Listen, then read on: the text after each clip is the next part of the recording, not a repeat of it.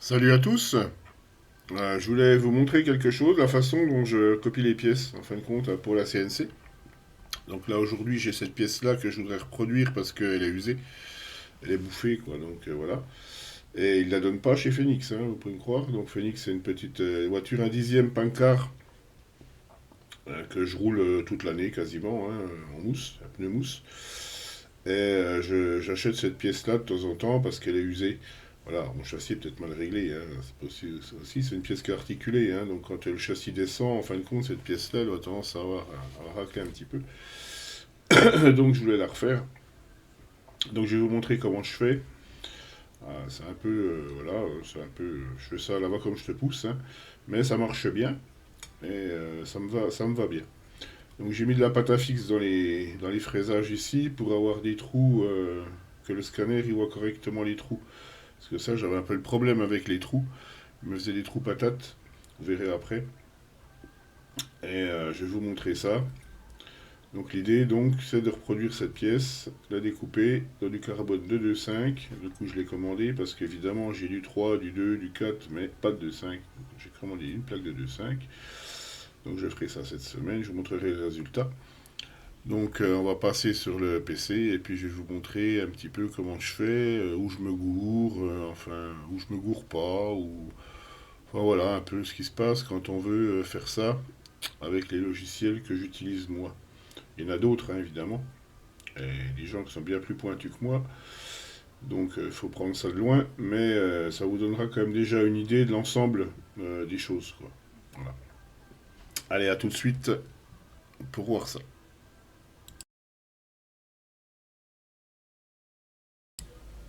Voilà.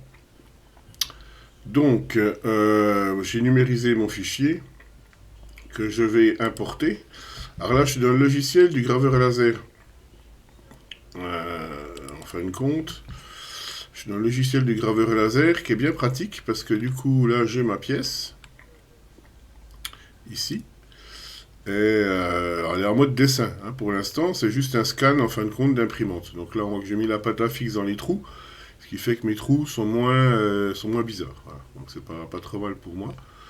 Alors on peut le faire sûrement avec un autre logiciel, hein. Je crois qu'il y a d'autres logiciels qui font ça très bien, mais moi j'ai celui-là, j'ai payé la licence, donc je m'en sers. Donc là, je vais faire en fin de compte tracer l'image. Donc ici, on peut corriger un peu pour enlever les points, enfin pour faire au mieux. Donc là, vous voyez, là c'est trop, ça m'intéresse pas.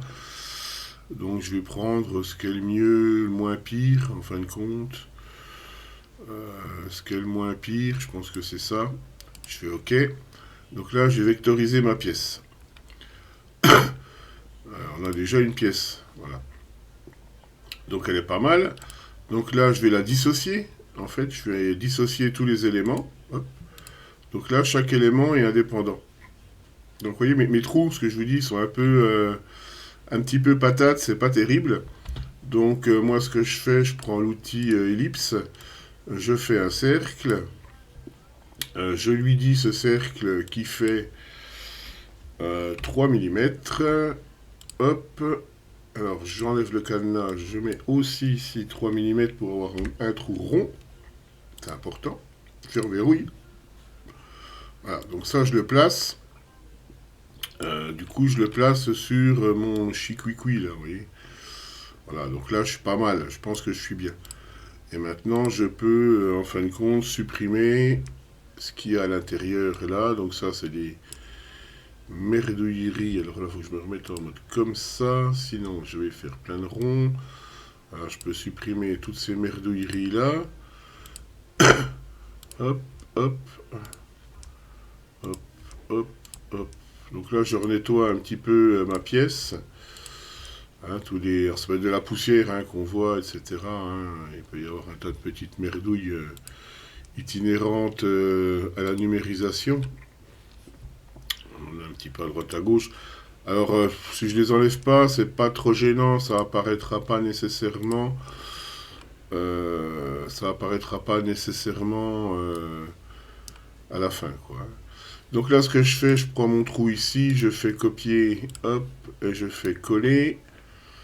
Voilà, je vais coller mes trous Alors, ils sont pas parfaits, mais du coup, pour le coup, au moins, ils sont lisibles. C'est ça qui est bien. C'est qu'avant, ils étaient vraiment pas exploitables. C'était chiant. Alors que là, j'arrive à les exploiter assez facilement. En plus, oui, le logiciel, il place au plus juste. Chaque fois, voilà, j'enlève le déchet. Hop, hop. On enlever aussi celui-là, le petit haut là. On fait rebelote pour les autres. Voilà. Hop, ça, je l'enlève. Je vais enlever ça. Ici, pareil. Et c'est assez intuitif, c'est pas la lune non plus, quoi. Hop, on va nettoyer ça. Alors il y a un outil aussi là-dedans qui permet de tracer, mais le problème c'est que quand il retrace proprement, et pour enlever ce genre de merdasse là, je me suis aperçu qu'il changeait la cote en fin de compte, parce qu'il va déplacer les lignes. Et moi j'ai pas trop envie de changer la cote, parce que c'est quand même important de garder, enfin c'est même très très important de garder la cote de la pièce. Je me suis aperçu qu'à l'impression, enfin l'impression, une fois qu'on passe dans la machine, quoi, dans la CNC, ça apparaît pas, quoi. J'ai pas de déformation spécialement, quoi. Donc je pense que ça gomme un petit peu après. Voilà, hop, collé, toc. Celui-là, il va être là. Là, ça me semble bien. Alors on peut zoomer encore pour avoir plus de finesse. Vous voyez, on a plus de BPI là. Donc c'est pas plus mal, ça permet d'ajuster au mieux. Après on est assez large, hein, là on est vraiment très très près, hein, donc même s'il y a un petit écart, ça reste soft, hein, c'est pas grand chose. Là voilà, on va le placer ici, que ça soit au plus juste. Hop, ça je le supprime. Ça aussi, il doit m'en rester un ici. Hop là. On va... Après, c'est presque artistique. Hein. On va le placer là, c'est pas mal. Voilà, hop, je supprime ça, ça aussi, ça aussi, ça aussi. Une petite merdouille là, on va l'enlever. Voilà, du coup, j'ai mes trous de 3 et mon dessin de pièce. Donc ce dessin-là, du coup, maintenant, je vais le sélectionner complètement et le rassocier, le regrouper, on va dire. Hein. Donc il ne devient qu'une seule pièce. Si je clique sur tout. Hein. Voilà, je peux mesurer mes cotes, voir mes cotes ici. Là, j'ai 89,7. 89,7. Si je prends un pied à coulisses, parce qu'en fait, des fois, on a quand même des petits décalages entre le scanner et puis là, j'ai 89. Ouais, 89, 0. Ouais, bon, je suis juste le 89,10. C'est plutôt correct. 89,7, 89. C'est plutôt correct, hein, ce qui me fait une pièce. Là, il me donne largeur. Donc, c'est la plus grande largeur. Donc, si je prends la hauteur, j'ai 62,16. Si je prends ma pièce ici, moi j'ai 52,42. Alors, je suis pas sûr que je suis à l'endroit le plus haut. 52,43. Donc là, j'ai une petite différence ici. Donc je sélectionne ma pièce. Ici, je vais mettre 52 au lieu de 62. Voilà, donc là, je vais être plus juste. Je vais être plus juste. L'important, c'est de garder l'échelle. C'est 74, 76, je dirais. 74,76, ça semble bien. Je vais jeter un petit coup d'œil. Alors, pas du tout. Pas du tout. Pourquoi je devrais avoir 89,26. Je devrais avoir 89,26, mais je l'avais fait ça, mais... Ici, alors pas ici, je vais prendre ça ici. Voilà, c'est un peu l'emmerdant, c'est qu'il faut être sûr du point. 44,98. 44,98 ici. C'est ce qui prend un petit peu de temps, c'est d'être sûr d'être sur la bonne échelle. Pour être sûr qu'on a bon, mais normalement je l'avais déjà fait, donc ouais, je suis un petit peu juste, 44,98.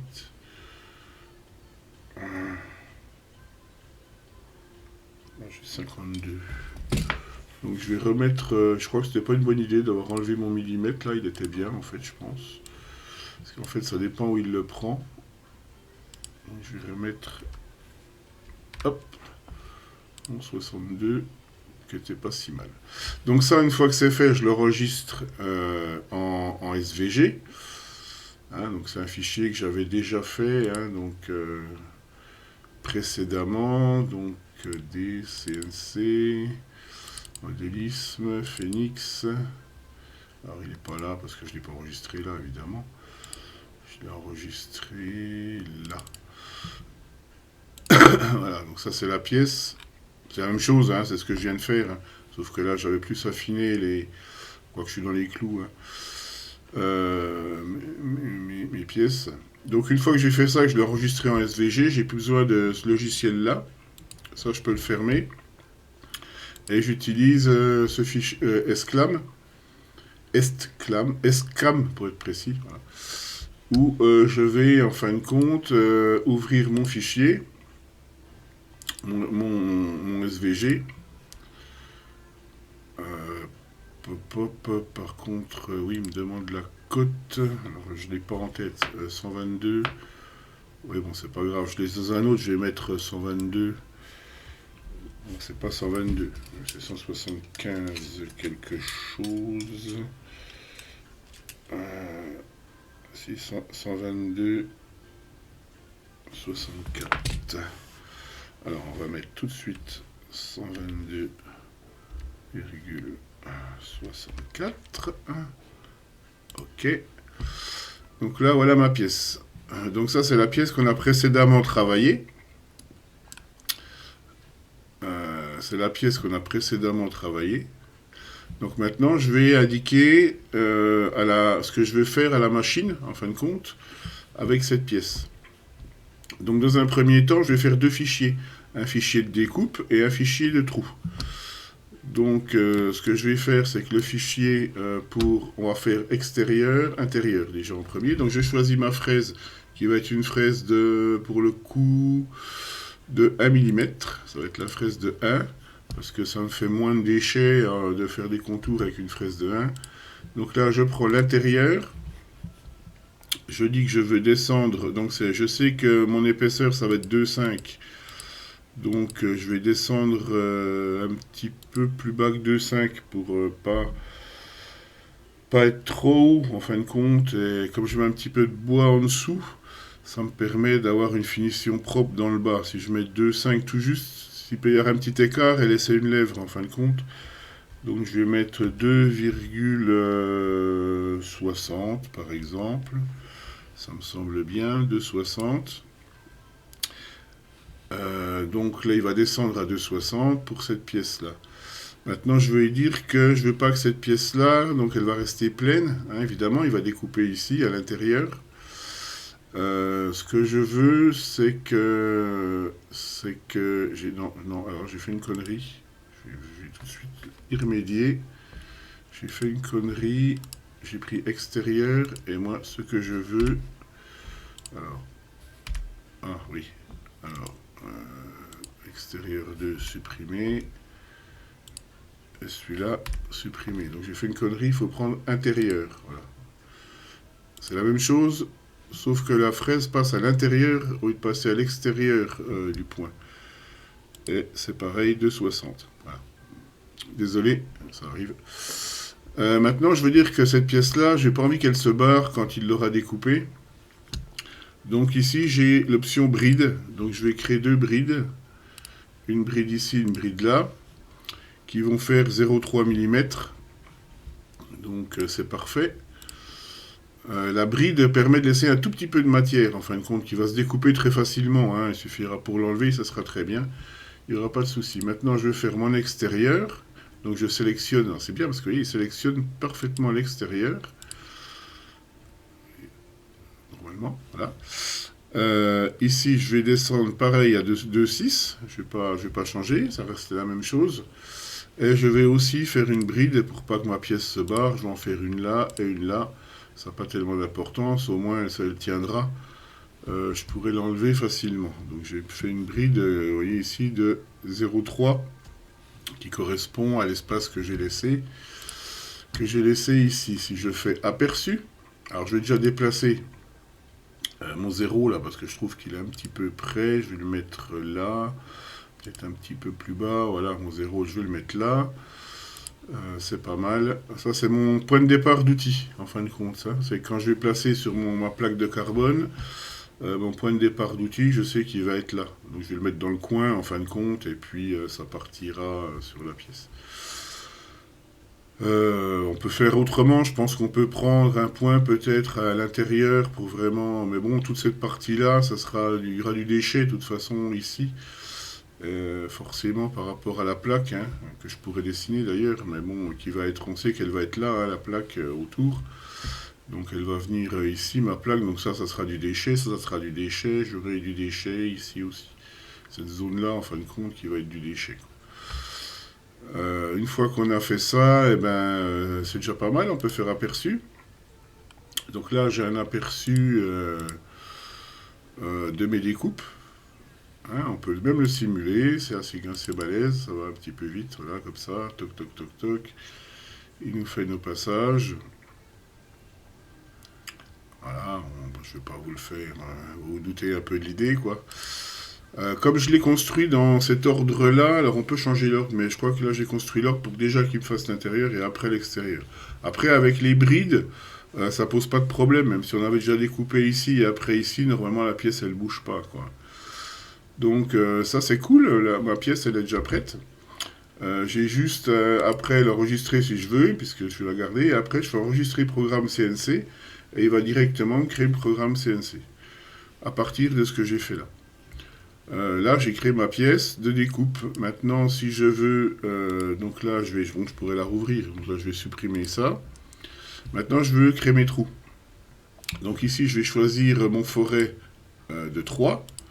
Hein, forêt de 3, j'ai un Z de 1 mm, donc je descends 1 mm à la fois, et en fait il dégauge. Hein.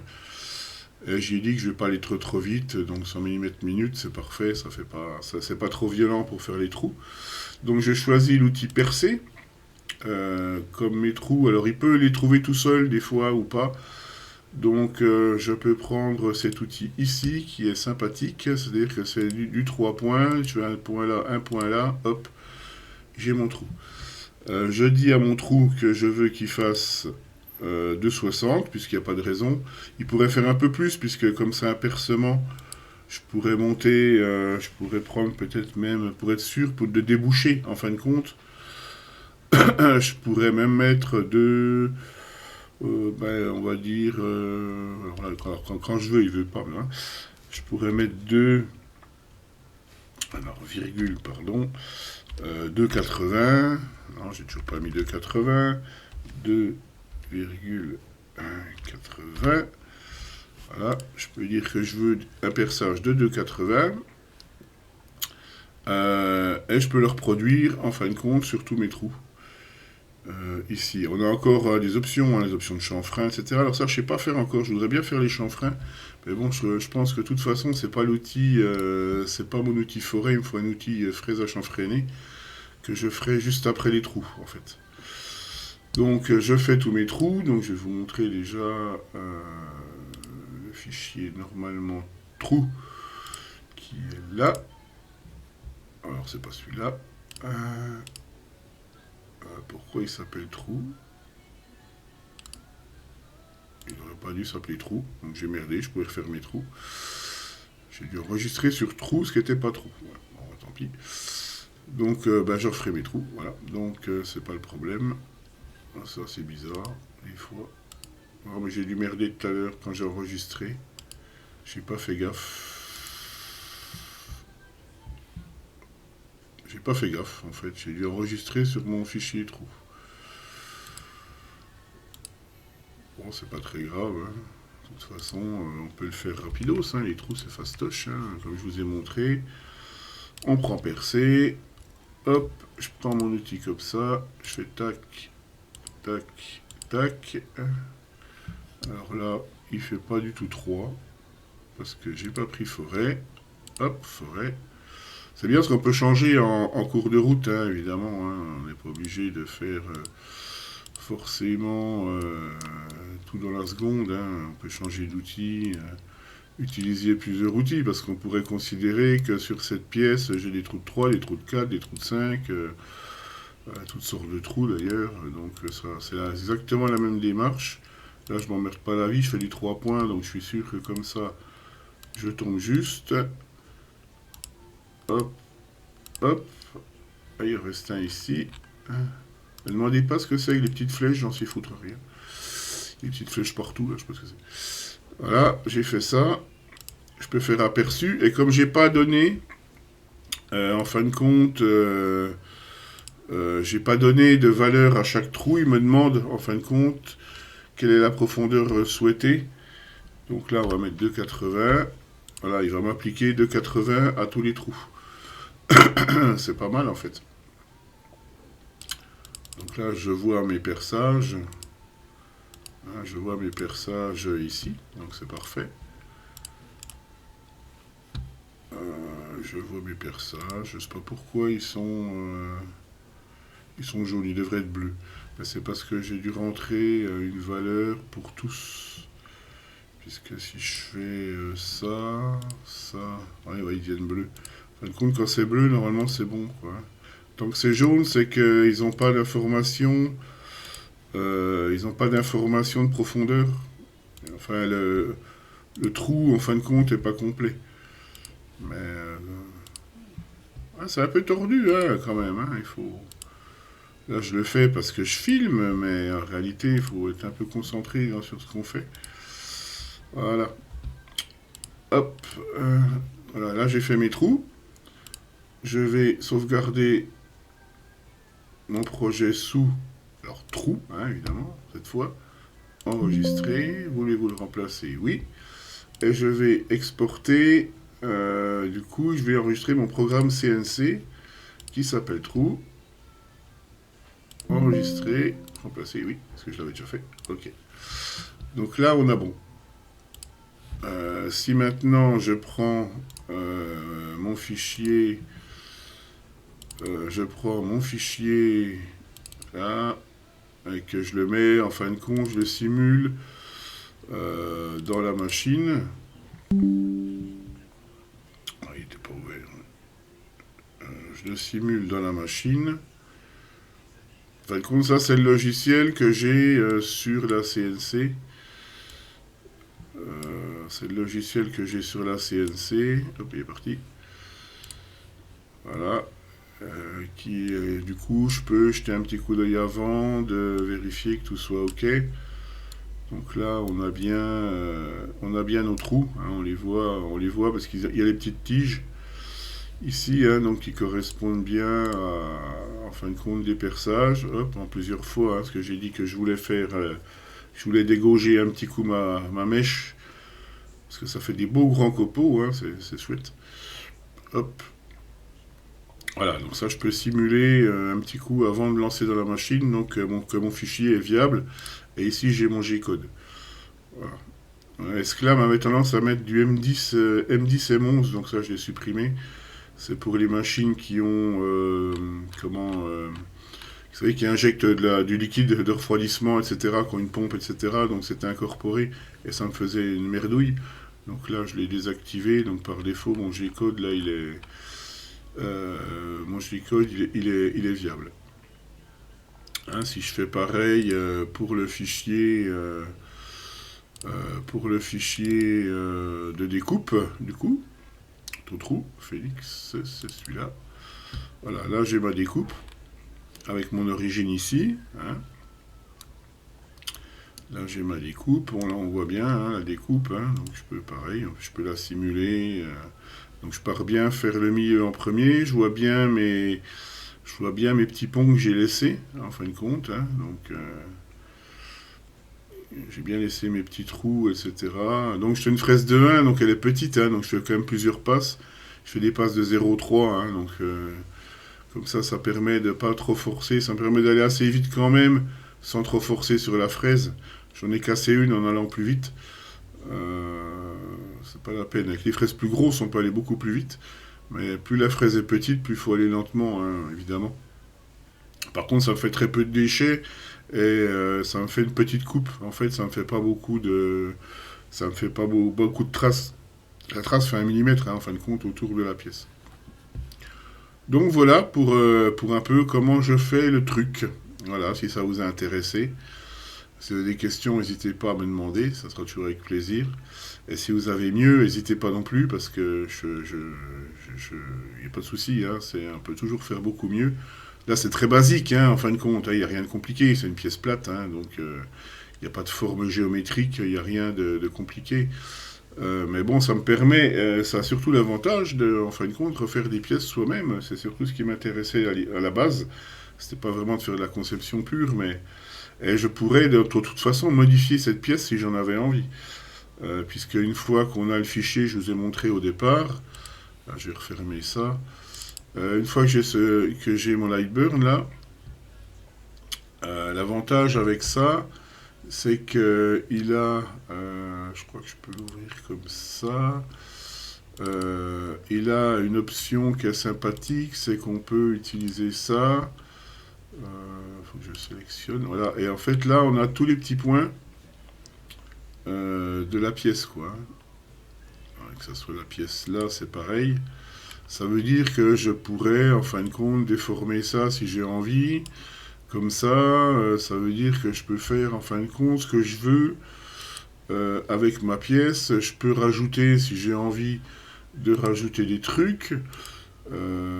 Par exemple, si je veux faire des ouvertures, par exemple, si j'ai envie de faire j'ai envie de faire des trims. Bon, je prends ça hein, comme ça vient, hein, voilà. Hein. Si j'ai envie de faire des ajourements, par exemple, je peux faire des triangles si j'ai envie. Je peux faire des ajourements différents, les ajourements rectangulaires. Je pourrais faire un rectangle ici en créant un arrondi. Normalement, je devrais pouvoir. Non, on peut pas. Normalement, on peut. Alors, faut que je fasse ça peut-être. Normalement, on peut créer des arrondis. Je sais pas pourquoi je peux pas, mais logiquement, on peut. Parce qu'elle est pas quoi. C'est bizarre, d'habitude, j'y arrive à faire ça. Les radius. Radius de 6. Oui, donc garder les points, normalement. Je sais pas pourquoi je peux pas. Les trucs, je maîtrise pas tout encore hein, dans ce machin. Ouais, je sais pas pourquoi. D'habitude, je peux. Mais bon. D'habitude, je peux. Mais bon, voilà. Enfin bref, je peux créer une ouverture, je peux créer un arrondi ici. Normalement, je peux créer un arrondi ici. Il suffit de sélectionner cet outil-là. Normalement, je devrais avoir le point. Je sais pas pourquoi il met une flèche comme ça. Ouais, pas pourquoi. Peut-être parce que je suis dans une esquisse, je sais pas. Faudrait que je regarde pourquoi, mais bon, je l'ai déjà fait plein de fois, ça marchait bien. Je peux faire une pièce arrondie, en fin de compte, plutôt qu'une pièce carrée. Je sais pas pourquoi je peux pas. C'est bizarre. Je peux faire ce que je veux, sauf ça. Parce que je dois être dans une pièce, je sais pas. Si je la sors de la pièce, peut-être. Non, ça n'a pas l'air de... Je sais pas pourquoi. Je sais pas pourquoi. Étonnant. Enfin bref, bon, vous avez un peu compris l'idée, quoi. Donc Donc je pourrais faire des ajournements ici, arrondis du coup, parce que je peux faire des arrondis. Je peux faire des ronds, si, on peut, je le garantis. J'ai déjà fait plein de fois, je sais pas pourquoi là il veut pas que je le fasse, mais ça je sais même plus ce que c'est, ça c'est pour déformer, ça je crois. Donner un sens, une licence, ouais. Ouais, c'est une usine à gaz un peu, hein, faut dire ce qui est. Hein. Je sais pas pourquoi des fois il veut pas faire des trucs, mais bon. Voilà, donc on peut faire plein de choses. Donc du coup, je pourrais créer des ouvertures, je peux créer, modifier le tracé, la faire plus grande, plus petite, faire ce truc-là au milieu moins grand, ou renforcer cette partie parce que je sais pas pourquoi, parce que ça casse tout le temps ici, admettons. Donc je pourrais peut-être créer un peu plus de matière là, etc. On peut faire un peu ce qu'on veut. On peut modifier la pièce à souhait, hein, voire créer une pièce pour le coup. Hein. Donc du coup, c'est pas un souci. Après, en exportant SVG, vous avez vu le reste. Donc c'est assez facile, donc c'est intéressant. Après, il y a d'autres logiciels. Là, moi, j'utilise ça parce que je commence à le connaître un petit peu. Et ça me permet surtout de le graver au laser sur du bois, de le découper, ce truc-là, pour déjà faire un pré-test, de me faire une ébauche, en fin de compte, en bois, qui me permet de valider les trous. Hein, il suffit, en fin de compte, que je fasse ça, que je sélectionne ma pièce ici, que je la mette en mode hop en rouge, donc ça va me faire un mode découpe. Donc là, ça veut dire qu'il va tout me découper, les petits trous, le milieu, etc. Et j'aurai ma pièce en bois, je pourrais déjà vérifier que les gabarits collent, voire le monter sur la voiture pour être sûr qu'on est dans les clous, quoi.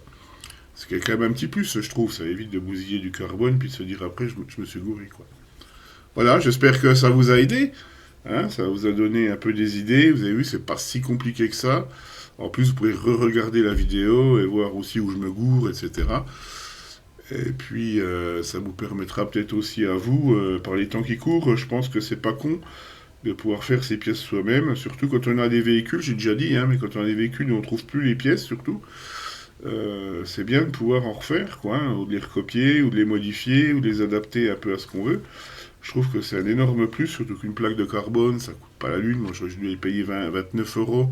Ouais, entre 20 et 30, ouais, entre plutôt 30 euros, je dirais, sur Amazon. Du carbone de qualité, hein, j'ai jamais eu de problème avec. Et dans une plaque, on fait quand même des pièces comme ça. Je pense qu'on en fait quand même 6 facile, quoi. Hein, donc, c'est quand même intéressant, quoi. Donc voilà un petit peu pour l'idée. Et puis j'espère que ça vous aura aidé. Passez une bonne journée, passez une bonne fin de journée d'ailleurs. Et puis à la prochaine. Salut!